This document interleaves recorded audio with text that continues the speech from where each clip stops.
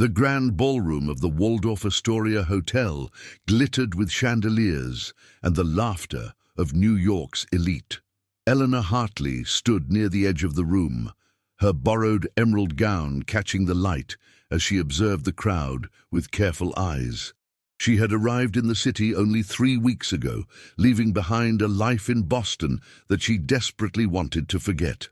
Her hands trembled slightly as she clutched her champagne glass, reminding herself that tonight was about survival, not sentiment. Across the room, a tall man with dark hair and striking blue eyes watched her with evident curiosity.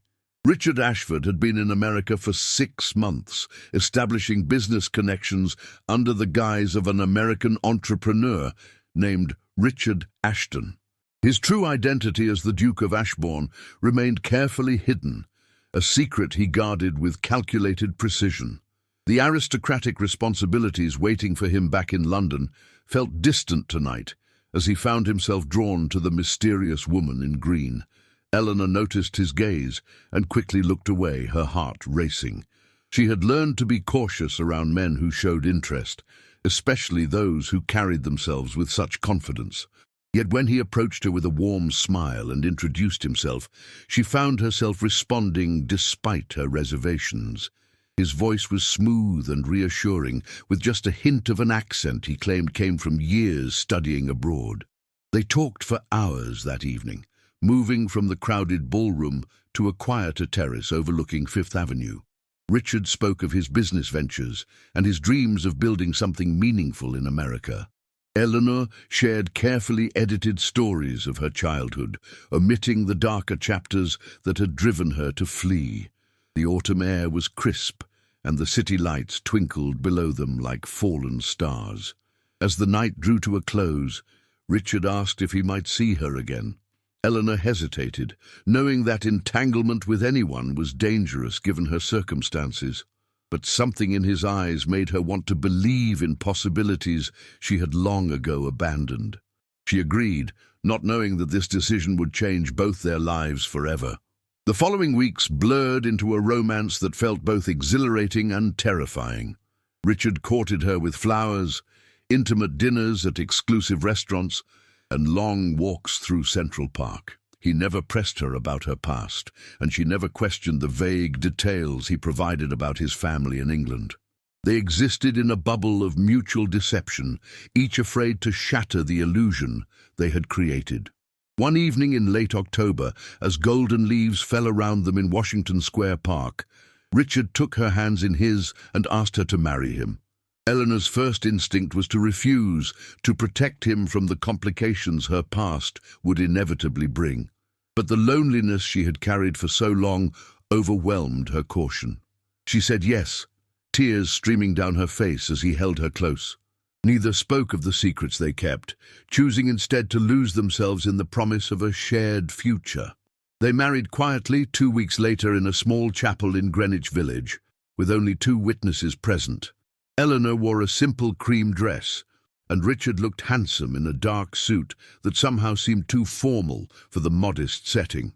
As they exchanged vows, Eleanor felt both hopeful and terrified, wondering how long their carefully constructed happiness could last. Richard's kiss was gentle and full of promise, and for one perfect moment she allowed herself to believe that the past could truly stay buried. Outside, the city continued its relentless pace, indifferent to the fragile new beginning taking place within the chapel walls. The first months of marriage passed like a dream for Eleanor. Richard had secured them a beautiful apartment on the Upper East Side, with tall windows overlooking the bustling streets below. The space was decorated with elegant furniture and filled with books, creating a sanctuary from the world outside. Eleanor spent her days exploring the neighborhood, attending ladies' luncheons, and learning to navigate the social expectations of her new status. Richard was attentive and generous, though increasingly distracted by business matters he claimed required his constant attention. What Eleanor did not know was that Richard's business meetings often involved coded telegrams from London and urgent correspondence with his family's solicitors. His brother, the current duke before Richard's unexpected inheritance following their father's death, had mismanaged the estate terribly. Richard had been in America trying to secure investments to save the family holdings when he met Eleanor. Now, with responsibilities mounting, he knew he could not delay his return to England much longer, yet every time he looked at his wife, he found another excuse to postpone the inevitable conversation. Eleanor tried to be the perfect wife, managing their household with quiet efficiency and supporting Richard's endeavors without asking too many questions. But late at night, when sleep evaded her, she would lie awake, wondering when her past would catch up with her. She had left Boston after witnessing something terrible, something that powerful people wanted to keep hidden. Before fleeing, she had taken documents that could destroy several prominent families. Those papers now sat hidden in a locked box beneath a loose floorboard in their bedroom, a ticking bomb she could not bring herself to destroy. One afternoon in early spring, Eleanor returned from shopping to find a letter waiting for her.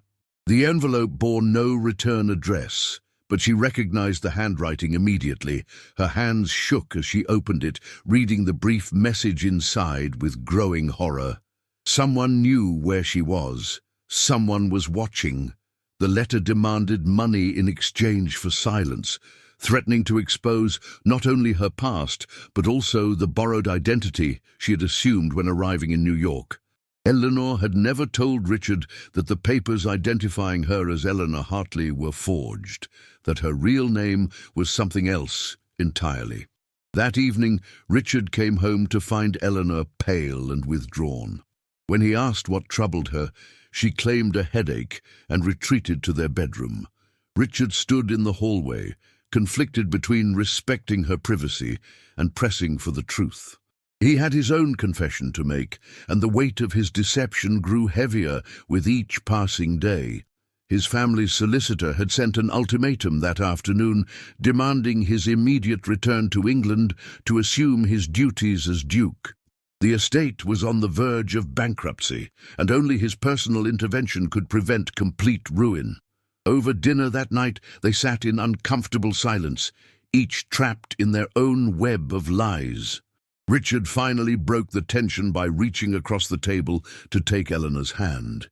He wanted to tell her everything, to lay bare his true identity and trust in her understanding. But fear held his tongue, the same fear that kept Eleanor from sharing the letter burning in her pocket.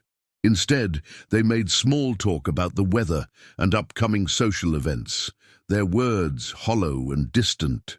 The following weeks brought increasing strain to their relationship.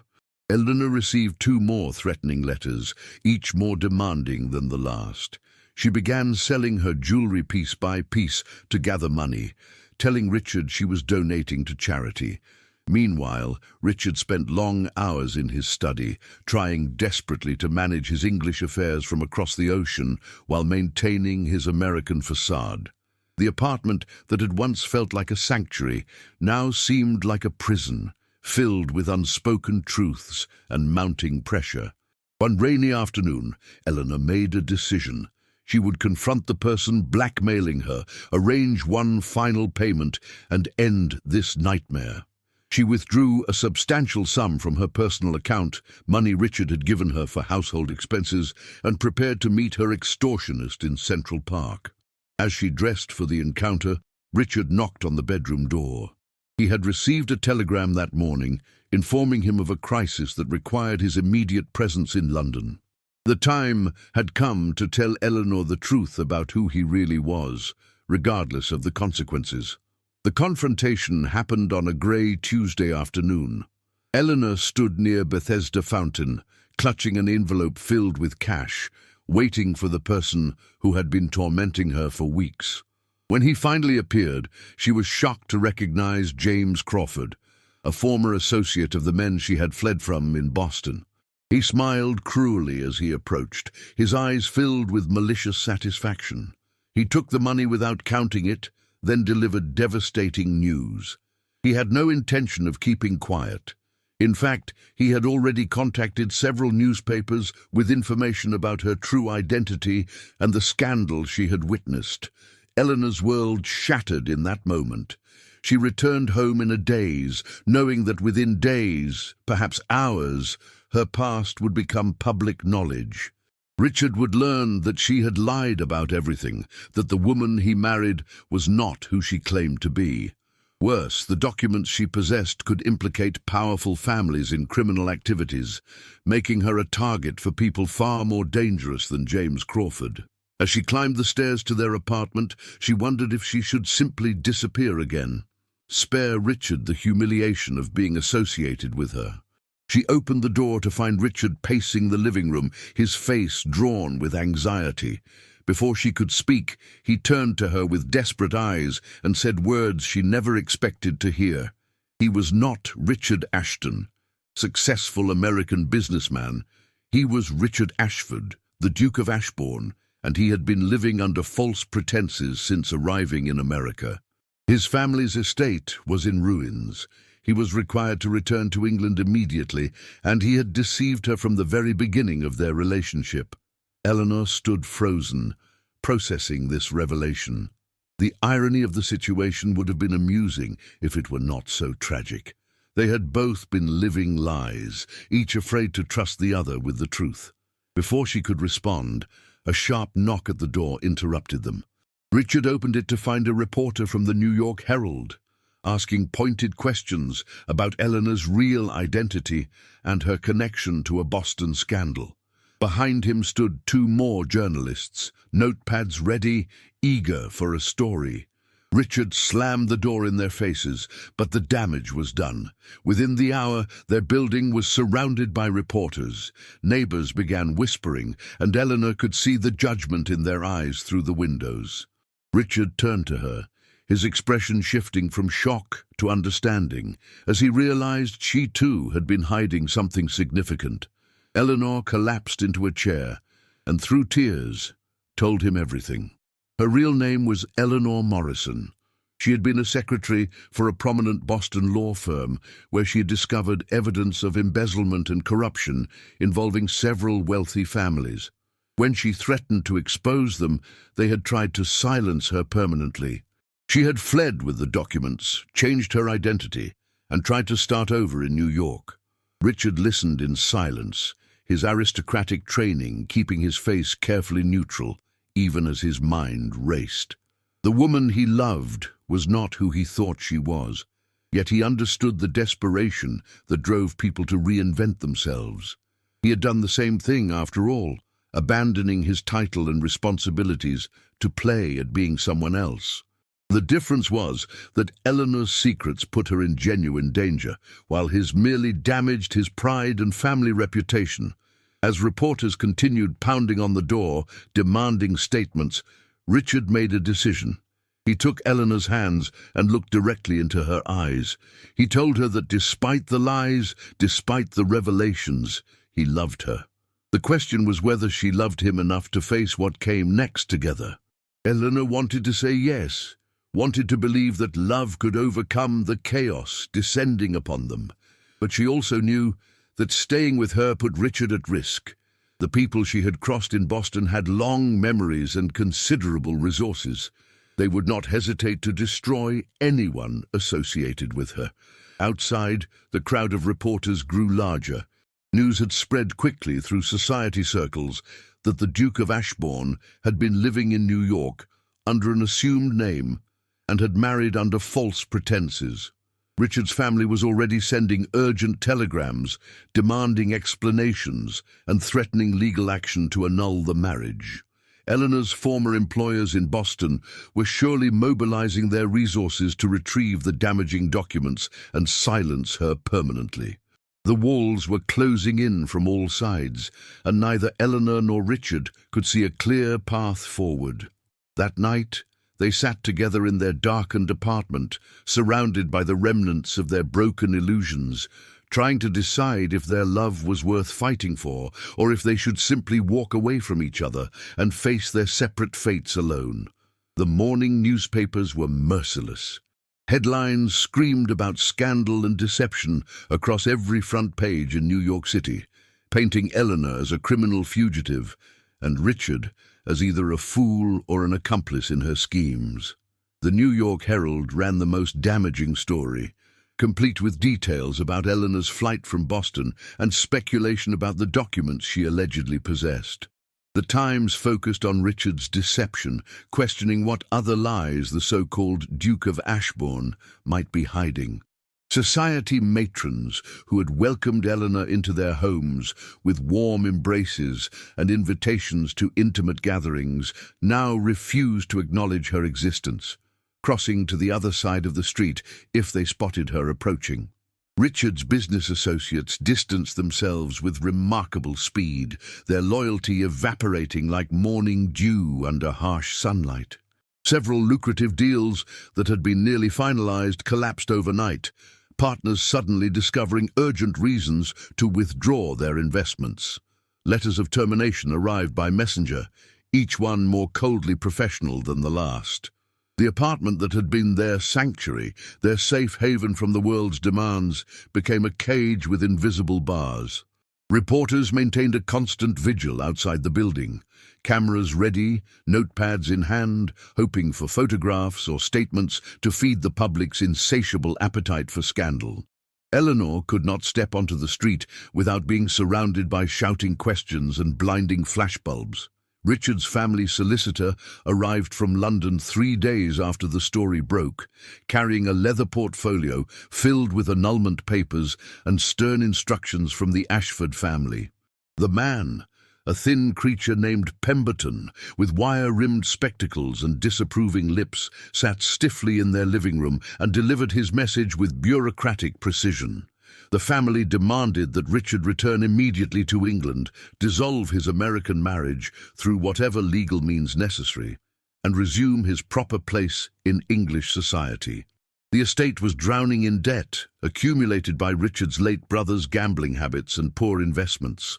The family's financial survival depended entirely on Richard making an advantageous marriage to a wealthy heiress, preferably the daughter of an industrialist who could inject fresh capital into the failing properties.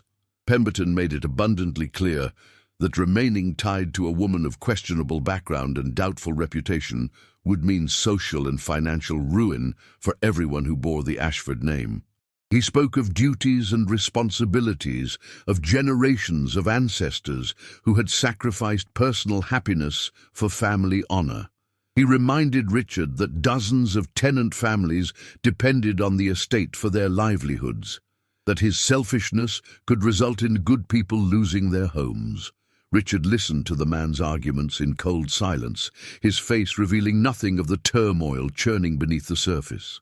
When Pemberton finally finished his lecture and pushed the annulment papers across the table, Richard looked at them for a long moment, then stood and showed the solicitor to the door without signing anything or offering any commitment to comply. Eleanor watched this exchange from the doorway to their bedroom, her heart breaking with each word Pemberton spoke. She knew the man was right, even if his methods were harsh. Richard had responsibilities that extended far beyond their marriage, obligations to people who had done nothing wrong but would suffer if he chose her over them. That night, she lay awake beside her sleeping husband, wrestling with impossible choices. The sensible thing, the moral thing, would be to free Richard from this burden. Let him go back to England, marry his heiress, save his family's legacy. She had survived alone before. She could do it again. Late that night, while Richard slept fitfully beside her, Eleanor made her decision. She rose quietly in the darkness, moving through their apartment like a ghost. She gathered her few belongings into a single bag, careful not to make noise. From beneath the loose floorboard in their bedroom, she retrieved the locked box containing the documents that had caused so much trouble, evidence of embezzlement, fraud, and corruption involving some of Boston's most prominent families. These papers were simultaneously her insurance policy and her death sentence. She had kept them hidden, afraid to expose them, but equally afraid to destroy the only leverage she possessed. She sat at their small kitchen table and wrote a letter by candlelight, tears blurring her vision as she struggled to find the right words. She explained that she loved him too much to destroy his life further, that he deserved the opportunity to reclaim his position and secure his family's future without the stain of her scandal attached to him. She would disappear again, perhaps go west to California, where no one knew her face, take the documents to a trusted journalist who could expose the corruption safely without involving her directly. She would free Richard from the burden of being associated with her, give him back his future. With tears streaming down her face, she placed the letter on the kitchen table, where he would find it in the morning, shouldered her bag, and reached for the door handle with trembling fingers. Richard's voice stopped her, cutting through the silence like a knife. He stood in the hallway leading to their bedroom, wearing only his nightshirt, his dark hair disheveled from sleep, but his eyes sharp and clear with understanding. He had not been sleeping as soundly as she thought. He had felt her leave the bed, heard her quiet movements through the apartment, and known immediately what she intended. He asked her a simple question, his voice rough with emotion. Where did she think she would go? What life did she imagine she could build while constantly running, constantly looking over her shoulder, never trusting anyone, never allowing herself more than temporary safety? Eleanor had no answer. The words died in her throat as she faced him across their small living room. She had survived so long by never staying in one place, never trusting anyone completely, never allowing herself to hope for more than the next day. The idea of actually standing and fighting, of facing her enemies head-on instead of fleeing, seemed impossible. It went against every instinct she had developed since that terrible night in Boston, when she realized powerful men wanted her silenced permanently. Richard approached her slowly, as one might approach a frightened animal. He took the bag from her hands and set it aside with deliberate care. Then he took both her hands in his and spoke words that would change everything. He told her that he had spent his entire life living up to expectations established by others, following rules created by people long dead, and maintaining appearances for the sake of family honor and social standing. Every decision had been made for him: what schools to attend, what careers to pursue, what responsibilities to accept. Coming to America had been his first and only act of true rebellion, a desperate attempt to save the estate his brother had nearly destroyed, while also tasting freedom for the first time. Meeting Eleanor had shown him what it meant to actually live, rather than simply exist within predetermined boundaries. She had awakened something in him he had not known was sleeping: passion, spontaneity, genuine emotion, unfiltered through layers of aristocratic propriety. He refused to return to that empty, constrained life where duty suffocated joy and tradition demanded the sacrifice of personal happiness. If she was willing to fight, to stand her ground and face whatever consequences came, he would fight beside her with every resource at his disposal. But she had to choose to stay, to trust him completely, and to believe that together they could face whatever challenges arose. Eleanor looked at the man before her, really seeing him perhaps for the first time since their marriage. Not the polished Duke of Ashbourne with his aristocratic bearing and careful manners, but Richard, the person who had made her laugh in Central Park, who held her through nightmares she would not explain, who looked at her with such genuine affection that it made her chest ache. She thought about the documents in her box, evidence that could bring down corrupt men, but would also make her a permanent target for retaliation. She thought about Richard's obligations in England, the responsibilities he could not simply abandon forever without consequences for innocent people. The smart decision, the safe decision, was to walk away and spare them both further pain. But Eleanor Morrison had been making safe decisions for years, and they had only left her isolated and afraid, hollow inside. Perhaps it was time to try something different, something terrifying and dangerous and possibly catastrophic. Perhaps it was time to trust another person completely, to believe that love might be worth fighting for, even when logic said otherwise. She looked into Richard's eyes and made her choice. She would stay. They would fight together, whatever that meant. The next morning, they began formulating a plan over coffee and toast in their besieged apartment. Richard used his remaining connections to contact a reputable investigative journalist named Thomas Brennan, a man known for taking on powerful interests and surviving the subsequent retaliation. Brennan agreed to meet them at a secure location, intrigued by the promise of documents that could expose corruption at the highest levels of Boston society. Together, they arranged to turn over Eleanor's evidence in exchange for her protection and guaranteed anonymity in any published stories. The meeting took place in Brennan's modest office in Brooklyn, far from the prying eyes of Manhattan society. Eleanor handed over the documents with shaking hands, watching as the journalist examined them with growing excitement. These were better than he had hoped.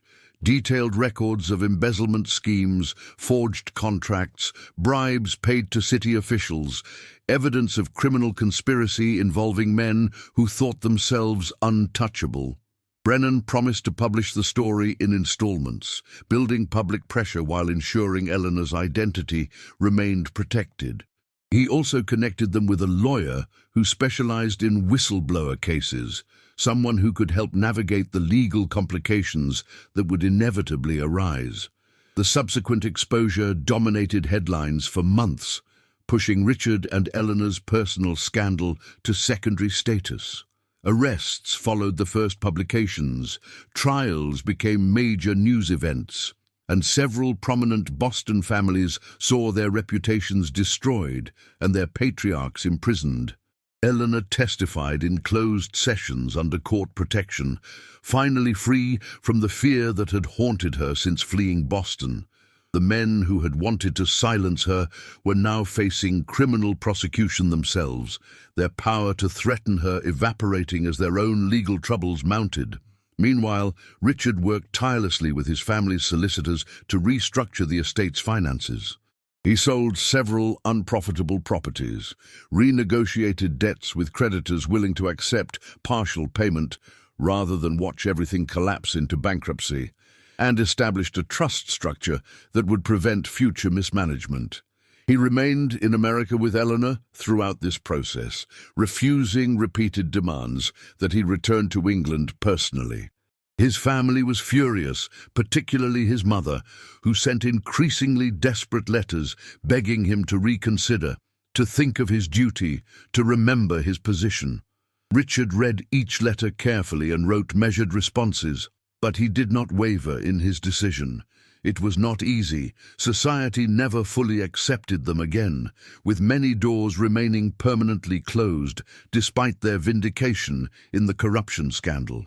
Some people would always see Eleanor as an adventuress who had trapped a duke, and Richard as a fool who had abandoned his responsibilities for a pretty face. They faced cold shoulders at social events they still occasionally attended, whispered conversations that fell silent when they approached, deliberate snubs from people who had once sought their company. The financial situation remained precarious for years, requiring careful budgeting and lifestyle adjustments they had never anticipated. But they built a life together based on truth rather than illusion, and that foundation proved stronger than they had imagined possible. 5 years after the scandal broke, they lived in a modest but comfortable townhouse in Brooklyn, far from the glittering ballrooms where they had first met. The neighborhood was filled with immigrant families, small businesses, and the vibrant chaos of real life unfiltered through aristocratic pretension. Richard had established a successful import business using his English connections and family name, building something legitimate and sustainable that provided steady income. Eleanor volunteered at a settlement house 3 days a week, helping immigrant women navigate their new lives in America, teaching English classes, and advocating for better working conditions in the factories that employed so many newcomers. They had a daughter named Catherine, just turned 3 years old, who had inherited her father's striking blue eyes and her mother's determined spirit.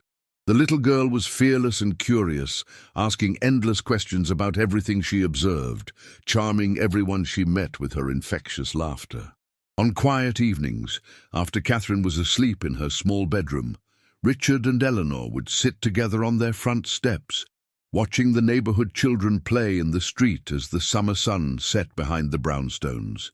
They would talk about their days, share small moments and private jokes, and remember how close they had come to losing everything. Their story was not a fairy tale with a perfect ending. There were no easy answers, no magical solutions that erased all consequences of their mutual deceptions. Society continued whispering about them for years, and certain social circles remained forever closed. Richard's relationship with his family never fully recovered, though his younger sister Margaret occasionally wrote with news from England and had even visited once, braving family disapproval to meet her niece. Eleanor still looked over her shoulder sometimes when walking through crowded streets, old habits dying hard despite the passage of time and the imprisonment of those who had threatened her. But they had something more valuable than social acceptance or family approval or financial security.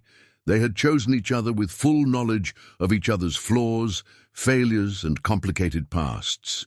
That choice, renewed consciously each day through small acts of kindness and large gestures of commitment, was worth more than any carefully constructed illusion could ever be.